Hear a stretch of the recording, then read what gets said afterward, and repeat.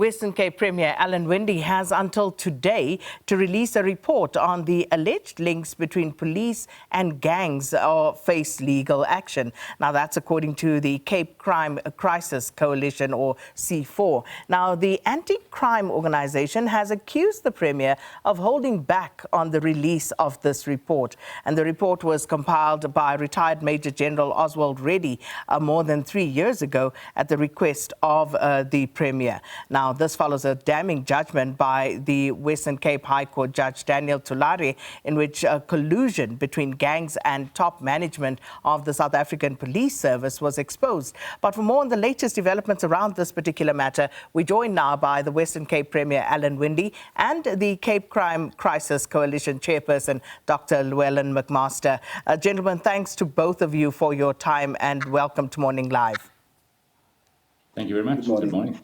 So if I can just perhaps start with you, Mr. MacMaster, just looking at the developments and what's happened so far, Dr. MacMaster, the C4 is demanding now the immediate release of that 2022 Western Cape Ombudsman report alleging criminal gang infiltration in the provincial branch of the South African Police Service. So you say immediately. Why is it urgent?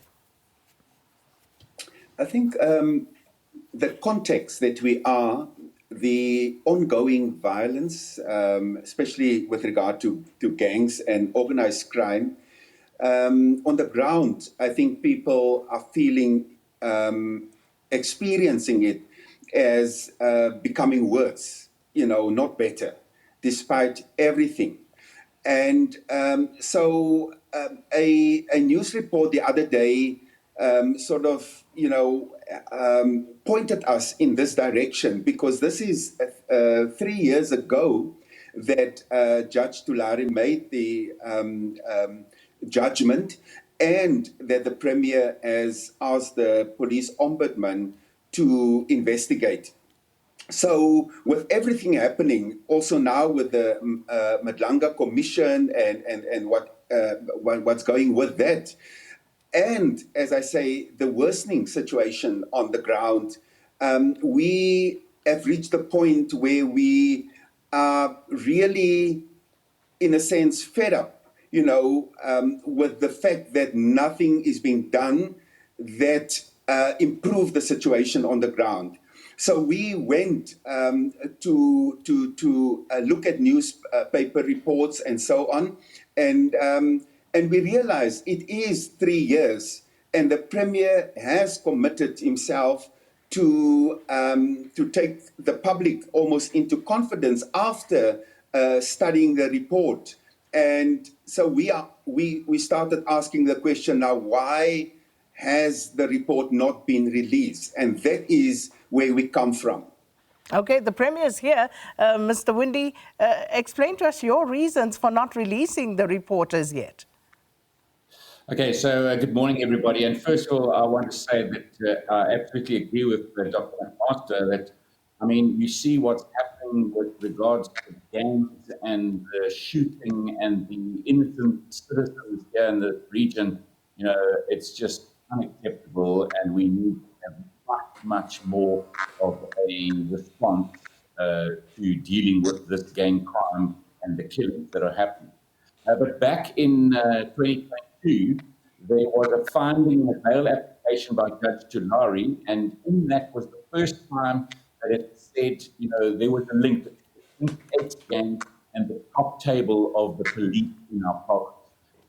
I asked, what is it that I can do? What is it within my powers I can do because of this absolutely blatant statement now by a judge? Everybody talks about it, that the police and the gangs are linked, but now a judge had said it. Obviously, the Ombudsman is not able to investigate the police and the gangs themselves, because that's not within his power. But I asked him to investigate and give me what I can do to actually deal with this issue. It came back with 2 real findings. The one is that probably the biggest power I have is a commission of inquiry, but the advice was don't put a commission of inquiry in place. This was just a bail application in a much bigger case. It would all be sub judice, even even the investigation itself by the Ombudsman was not able to get detail because the case itself, the documents were locked up tight. But the second thing that came out was that in the report it said that a number of witnesses had already been murdered, had been killed, and that there are a number of police SAPS officers and a number of law enforcement officers involved in the arrests and in actually uncovering this linkage between the gangs and the police, and that their lives would be in danger.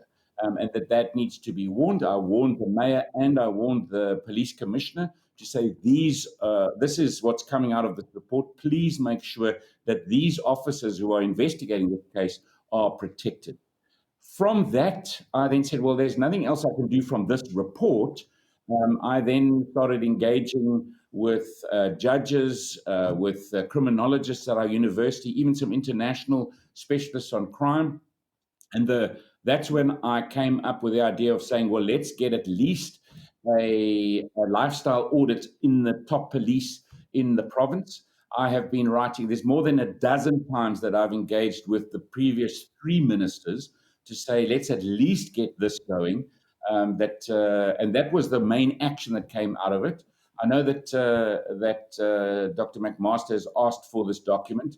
I have asked our legal team to have a look at it, if they can redact those names. The rest of it, I've got no problem with making that available. So our legal team are busy looking at that at the moment. And that's the crux of the matter, Mr. Winde. The C4 has asked for that report to be released because it has been a long time in the making. But let me just ask this. Has that report been classified at all? No, only by me. When the ombudsman came to see me and said to me, this report, it's got names in this report. We've already had, I think by then it was 9 witnesses had been murdered. Please make sure that the names of these police officers and law enforcement officers are protected. I said, absolutely. And I then said, that's it. We are not letting this leak out anywhere because I need to protect those officers. And then that was my actions that I then went further in informing both the police commissioner and the mayor that there was law enforcement officers and police officers who were at risk in this case. But how long does it take, Mr. Premier, to have those names redacted out of the report? Because surely that can't be the only reason why it's taken this long. No, there was no reason to release it after that. I mean, what was the reason? The real investigation is not by us. The real investigation is by IPID and SAPS themselves, and I don't know where those investigations are. That's investigating the actual case of, are there collusions between that 28th gang? My request, this is a document saying, what are my powers? What can I do? Okay. And that's why I say I've got no reason to not make it available. Our legal team are now looking at it. As soon as that's done, we'll make it available. So, Dr. MacMaster, you've accused the Premier of political hypocrisy as a result of this. Please explain. I think, Sakina, again, for us, especially the Western Cape, we are really sick and tired of the politics involved when it comes to policing. There is this tension between the city province on the one side and SAPS on the other side. And last year, I think we were encouraged by the fact that Minister Mkhunu said, I am going to bring the parties together so that we can sit and come to agreement as to what is the best way forward for policing in the Western Cape. But what the Premier is saying, we take that into account. But as I say, we also went back to the Premier's own words upon receiving the report 3 years ago. So if you read the statement then, it says very clearly that the Premier had knowledge of what was in the report. It says, I am now carefully studying the Ombuds's report, which concluded that the allegations are likely substantiated. And he continues, after saying that he will have discussions with Provincial Commissioner Patekile, he says, I will be holding further engagements on the Ombud report and will share this with the public as soon as I am in a position to do so. What is clear, he says, is that this infiltration likely extends far beyond this particular case, and also that dangerous forces are at play here. We must be decisive and considered in our next steps to address the issue, making sure that we can break these links and make headway against gangsterism, close quote. This is why we feel even the explanation now brings more questions than answers to us. So we are out of time. I quickly want to get this from you, Dr. MacMaster. Given what we've just heard, the Premier's explanation was, even with releasing the redacted version, would you accept that version of the report with the names redacted? I think that was what we have written now to the Premier after he phoned me, which I appreciated, and also issued a public statement on it. We are saying, give that report to us. We want to have it, even if it's in a redacted form. But Sakina, I want to add that we are not just putting pressure on the issue of gangsterism and organized crime now on the Premier. We are busy with the acting police minister. We are trying to set up a meeting with General Patekile. That meeting was supposed to have taken place yesterday. We have not been notified why he could not meet us, because there are a number of issues that we also want to put on the table when we meet him. All right, fair enough. We are out of time.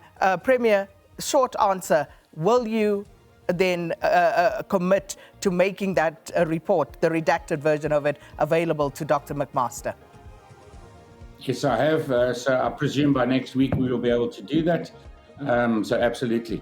All right, we'll leave it there. And of course, we'll follow up next week. Thank you so much, Western Cape Premier Alan Winde and the Cape Crime Crisis Coalition, that C4 chairperson, Dr. Llewellyn MacMaster, speaking about the release of a report on alleged links between police and gangs. Premier saying sensitive information, but the C4 saying we'll accept the redacted version. And that's where we'll leave it, and we'll follow up next week. As the Premier says, he will be handing it over.